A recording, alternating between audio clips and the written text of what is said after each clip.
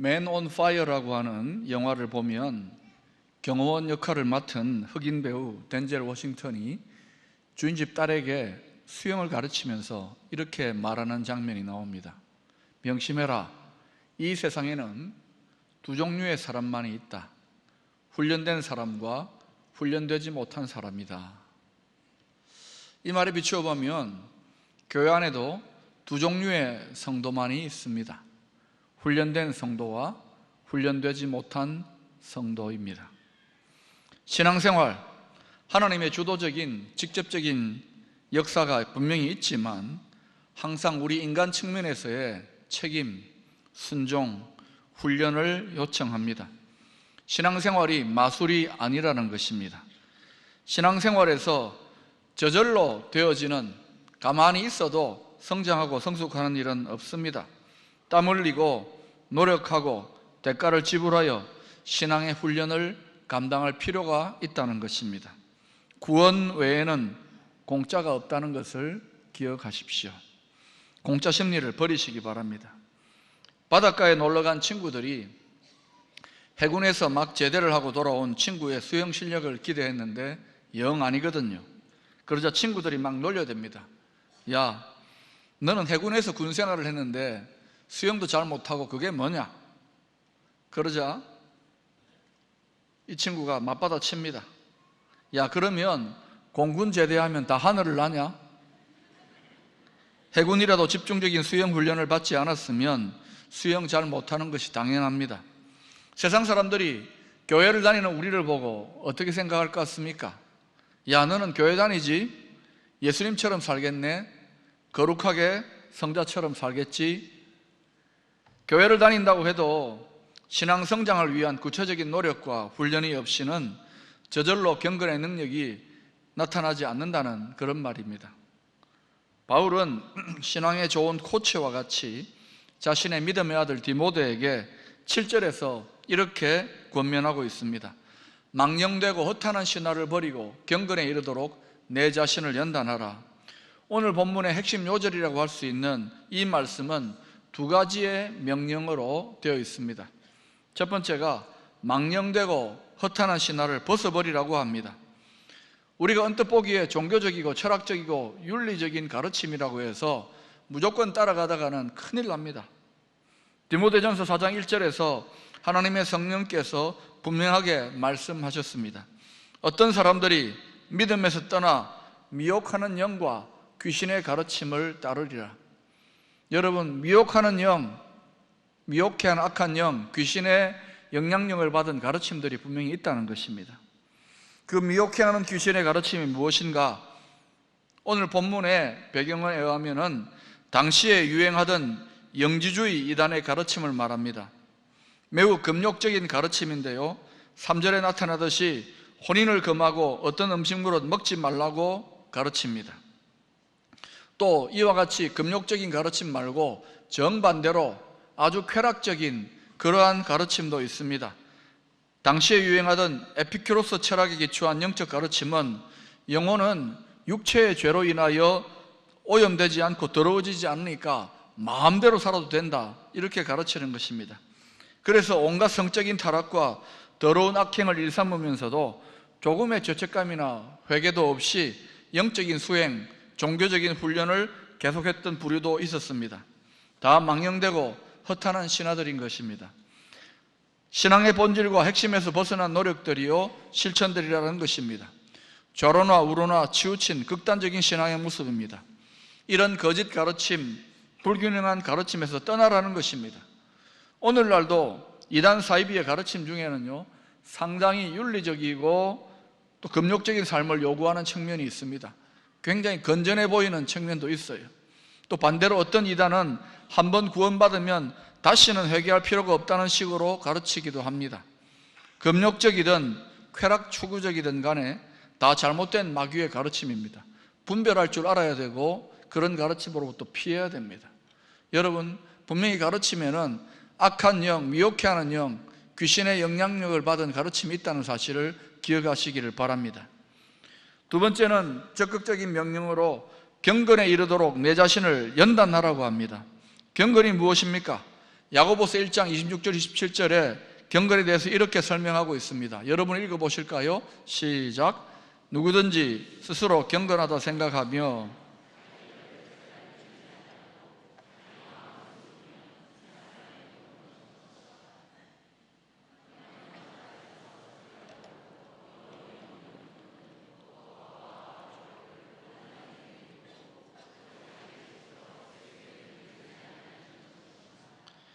글쎄요, 경건을 한마디로 말하라면 예수님이 나를 통하여 사시는 것을 말합니다.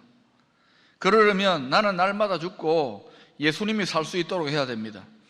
경건의 훈련이라 한마디로 말하면 나를 죽이고 나를 다스리는 훈련입니다. 그러면 하나님의 능력은 자연스레 나타나게 되어 있습니다. 그런데 이 일이 저절로 자동으로 마술적으로 되는 일이 아니라는 것입니다. 경건에 이르도록 내 자신을 연단해야 하는 것입니다. 이때 연단하라는 단어는 헬라어로 김나제라고 합니다. 우리가 영어로 체육관을 짐네이지움이라고 하지 않습니까? 그 어원이 되겠습니다. 이 김나제라는 뜻은 벌거벗고 운동하다는 뜻입니다. 당시 헬라 사회에서 운동 경기에 참여한 선수들이 옷을 벗고 경기에 임한 것을 가르칩니다. 연단하라는 말은 운동선수들이 시합에 나가기 전에 땀 흘리며 훈련하는 것 같이 자신을 훈련하라는 말입니다. 가끔 TV에 보면 세계적인 운동선수들이 인터뷰하는 장면들을 볼 때가 있습니다. 그들의 이야기를 듣고 있으면 예외 없이 나오는 이야기가 바로 열심으로 죽도록 연습했다는 이야기들을 들을 수 있습니다. 지금 그들이 누리는 영광과 승리는 다 눈물과 땀으로 범벅된 처절한 훈련, 자기와의 싸움의 결정체였음을 알 수가 있는 것입니다. 신앙의 성장과 성숙도 마찬가지입니다. 아이들이 그냥 자라나는 것 같지만 사람 구실하고 자기 역할하는 성숙한 성인이 되기까지는 얼마나 많은 노력과 자기와의 싸움이 있는지 모릅니다. 그냥 내버려둬 보세요. 엉망이 다 되고 말 것입니다. 가만히 내버려 두면 엉망되고 대부분은 잘못되어지는 경우들이 많은 것입니다. 수년 전에 전 국민적인 화제가 되었던 나는 가수다라는 TV 프로그램을 아마 아실 것입니다. 이 프로그램을 통해서 비로소 가수가 몸매나 춤솜씨나 얼굴이 아니라 노래 실력을 인정받는 가수의 본질적인 측면을 통하여 실력을 검증받는 분위기가 상당히 회복되었다고 합니다. 이미 그 노래 실력을 인정받은 실력파 가수 7명이 등장해서 자신들의 노래가 아닌 다른 장르, 다른 가수들의 노래를 부르면서 실력 대결을 벌이는 장면입니다. 나는 가수다에서는 다른 잔꾀가 아니라 오직 노래 실력으로 대결을 벌이는 것입니다. 한 번은 제가 그 프로그램을 시청하다가 어느 가수의 노래를 들으면서 저도 모르게 눈물을 주르르 흘린 적이 있습니다. 그 노래에 감동되어서 눈물 흘린 것도 있지만 어떤 측면에서 또 감동이 되었느냐 하면은 저 가수가 저 한 곡의 노래를 부르기 위해서 얼마나 열심으로 노력하고 땀 흘리고 훈련하는가, 그 과정을 보니까 제가 하나님의 말씀을 맡은 사역자로서 너는 과연 저만한 노력과 헌신을 하고 있는가, 반성과 도전 때문에 흘린 눈물이었습니다.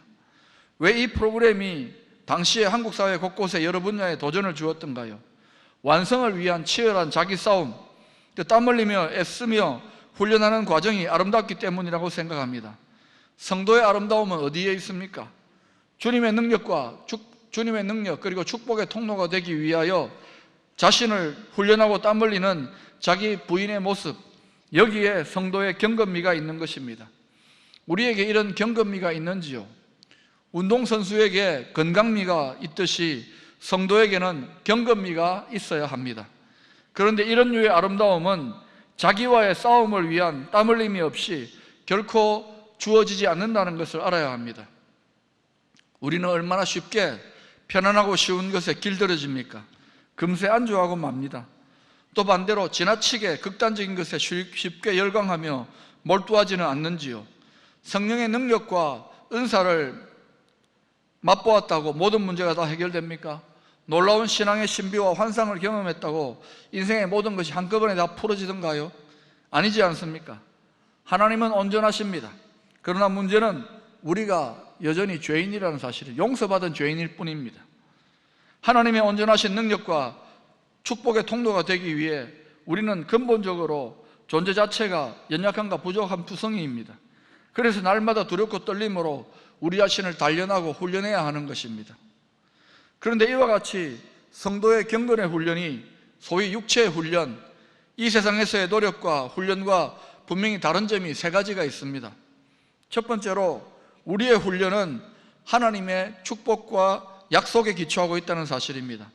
다시 말하면 거룩해지기 위하여 거룩의 훈련을 하는 것이 아닙니다. 하나님이 거룩하지 않은 우리를 이미 택하셔가지고 믿음 가진 우리를 향하여 거룩의 백성이다, 성도라고 칭해 주시는 것입니다. 하나님의 자녀라고 인정해 주시지 않습니까? 부족함과 연약함 투성이인데도 왕같은 제사장이라고 선언합니다. 세상의 빛과 소금이라고 일방적으로 선포해 주십니다. 아직 형편없고 그렇지 못한데 말입니다. 이미 전능하신 하나님이 우리를 그렇게 마침내 영광스러운 모습으로 변화시켜 가기로 작정하시고 경건의 훈련에 동참하라고 권하는 것입니다. 그러니 각자 믿음으로 스스로의 경건의 훈련을 포기하지 않는다면 우리는 하나님의 능력을 따라 다 영화로운 존재, 즉 하나님이 우리를 위해 예비하신 각자의 영광에 이르게 되는 것입니다. 신앙의 완성, 글로리피케이션, 신앙의 완성이 신앙의 훈련 저 너머에 존재하고 있다는 사실을 믿음의 눈으로 바라보아야 합니다. 포기하지 않고 신앙의 훈련을 끝까지 감당하는 모든 성도들에게 이 승리, 이 영광이 보장되어 있는 것입니다. 우리가 스스로 이 경건의 훈련을 계속하는 이유는 우리 각자를 향한 하나님의 약속의 성취, 영광을 믿음으로 이루기를 원하기 때문인 것입니다. 세상의 훈련, 세상의 노력은 하다가 자기가 실패해버리면 그것으로 끝나버리고 맙니다. 그러나 경건의 훈련은 그렇지 않습니다. 우리가 포기하지 아니하고 계속해서 경건의 훈련을 감당하면 하나님께서 마침내 우리의 경건의 훈련을 완성시키십니다.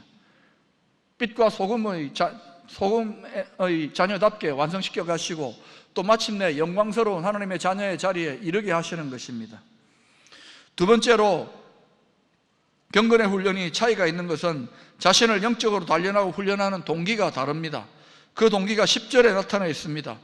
이를 위하여 우리가 수고하고 힘쓰는 것은 우리 소망을 살아계신 하나님께 두미니 곧 모든 사람, 특히 믿는 자들의 구주시라 그랬습니다. 경건의 훈련, 신앙의 훈련을 계속해 나가는 원동력이 무엇이냐면 소망을 살아계신 하나님께 두기 때문입니다. 왜 운동선수들이 그 힘든 훈련을 계속합니까? 이제 곧 리오 올림픽이 열리지 않습니까? 왜 선수들이 그렇게 땀 흘리며 지난 4년 동안 노력을 해왔습니까? 소망이 있기 때문입니다. 시합에서 이기고 우승하고 메달을 따고 싶어 하는 것입니다. 그 뒤에 따라오는 영광이 있지 않습니까? 누가 끝까지 포기하지 않고 훈련합니까? 소망이 또렷한 사람입니다. 누가 신앙의 훈련, 경건의 훈련을 끝까지 감당합니까? 살아계신 하나님, 우리 믿는 자들을 날마다 인도하신 하나님께 소망을 두는 성도가 끝까지 훈련을 감당할 수 있게 되는 것입니다. 삶의 순간순간마다 살아계신 하나님을 의식하고 그 하나님께 기도하며 사랑의 고백과 찬송을 올려드리는 성도가 어떻게 계속적인 침체와 나태와 타락에 머물러 있을 수 있겠습니까? 날마다 그 소망을 이 세상이 아닌 하나님께 두고 살아가는 성도는 나름대로의 경건의 훈련을 아니할 수가 없습니다. 열심을 내지 않을 수가 없는 것입니다. 살아계신 하나님께 소망을 두고 하나님의 나라를 갈망하는데도 불구하고 신앙의 훈련을 게을리할 수는 없는 것입니다. 그것은 근본적으로 불가능한 일입니다. 여러분의 소망의 내용을 한번 점검해 보십시오. 여러분 무엇을 간절하게 원하고 계십니까? 하나님을 향하여 소망을 두는 성도, 이 세상이 아닌 하나님께 진실된 소망을 두는 성도는 경건의 훈련이 회복될 줄로 믿습니다. 세 번째로 경건은 범사의 유익이 있다고 합니다. 8절에 보면 육체의 훈련, 이 세상에서의 성취를 위한 훈련에는 약간의 유익이 있다고 합니다. 그러나 여기에 비하여 경건은 범사에 유익하니 금생과 내생의 약속이 있다고 합니다. 왜 육체의 훈련보다도 신앙의 훈련이 더 큰 유익이 있을까요? 그것은 경건의 훈련, 신앙의 훈련은 본질적으로 내면의 훈련, 영혼의 훈련이기 때문에 그렇습니다. 그 사람의 내면이 달라지면 놀랍게도 삶 전체가 변화되기 시작합니다. 그 변화는 언제나 내면으로부터 시작됩니다.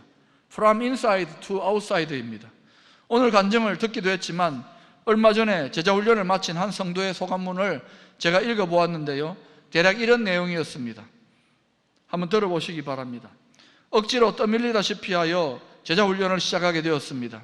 처음에는 힘들고 생소한 훈련이었습니다. 그러나 훈련이 끝난 지금 저의 신앙과 삶은 크게 달라졌습니다. 그동안 나름대로 믿는다고 교회 다닌 지 20여 년이 넘었지만 지난 1년여의 훈련이 지난 세월보다도 영적으로 훨씬 더 유익했다고 고백할 수 있습니다. 지금 돌아보며 하는 말이지만 이 훈련을 받지 않았다면 너무 큰 후회를 할 뻔했습니다. 여러분, 이런 간증은 이미 신앙의 훈련을 통과한 믿음의 선배들을 통하여 들어왔던 훈련의 축복과 유익에 대해 수많은 이야기들 중에 하나일 뿐입니다. 분명히 훈련에는 유익이 있습니다.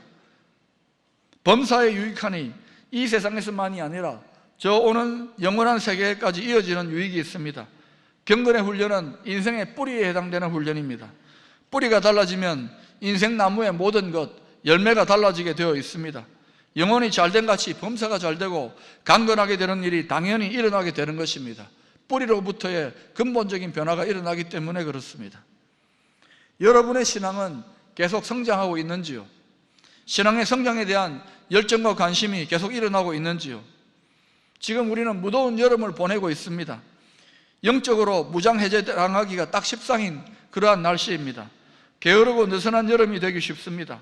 그러나 풍성한 열매를 거두기 위하여 이 여름에도 스스로를 영적으로 단련하고 훈련하는 땀 흘리는 여름이 될 수 있기를 축원합니다. 1:1 양육도 아직 받지 못한 분은 신청을 하시기 바랍니다. 또 각종 훈련 사역에 한번 도전해 보시기를 바랍니다. 또 이런 훈련들을 이미 받으신 분들은 자기 스스로의 훈련을 계속 감당해야 됩니다. 말씀을 암송하시고 또 예배와 기도의 자리, 성경을 읽기에 게을리하지 마시기를 바랍니다. 자신을 위한 경건의 훈련은 이 여름에도 계속되어야 할 줄로 믿습니다. 건반 위의 사자라는 별명을 갖고 있는 세계적인 피아니스트 빌헬름 박하우스는 85세의 나이로 숨을 거두기 직전까지 무려 4,000번의 연주회를 가졌다고 합니다. 어느 날 연주가 끝난 후 이 대가에게 한 음악 잡지 기자가 이렇게 물어보았다고 합니다. 선생님은 연주를 하지 않을 때는 주로 무슨 일을 하십니까? 물끄러미 기자를 쳐다보던 그는 무슨 그런 이상한 질문을 하느냐는 듯이 퉁명스럽게 이렇게 대답했다고 합니다. 연주하지 않을 때는 연습하지. 연주하지 않을 때는 연습하지. 이 사람이 대가가 된 이유가 다른 데 있는 것이 아니라는 것이죠. 사랑하는 여러분, 우리의 신앙의 모습이 지금 어떤 단계에 있든지 간에 오늘 주님께서 우리에게 친히 말씀하십니다. 경건에 이르도록 내 자신을 훈련하라고 말씀하십니다. 우리가 좀 게을러지고 나태해졌던 부분들이 있다면 이 여름 다시 한번 진리의 허리띠를 띠고 열심을 낼 수 있기를 축원합니다.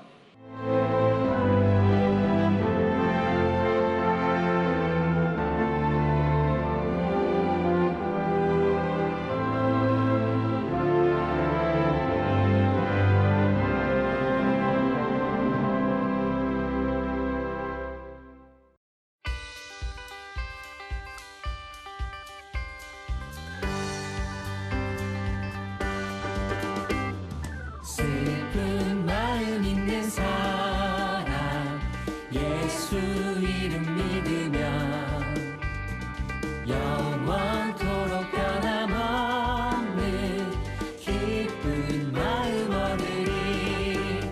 예수의 이름은 세상의 소망이요 예수의 천국의 기쁨일세.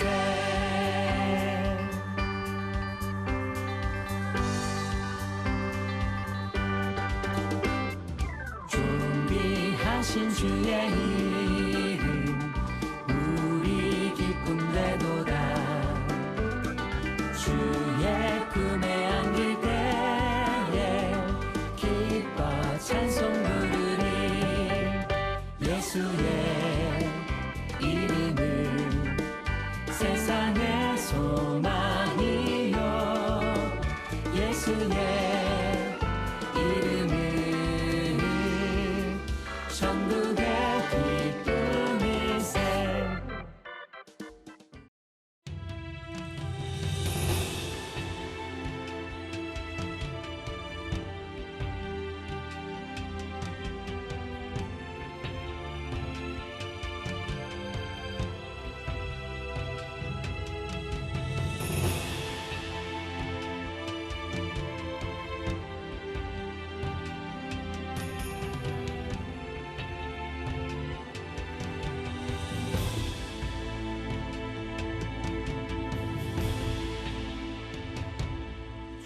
주님이 홀로 가신 그 길 나도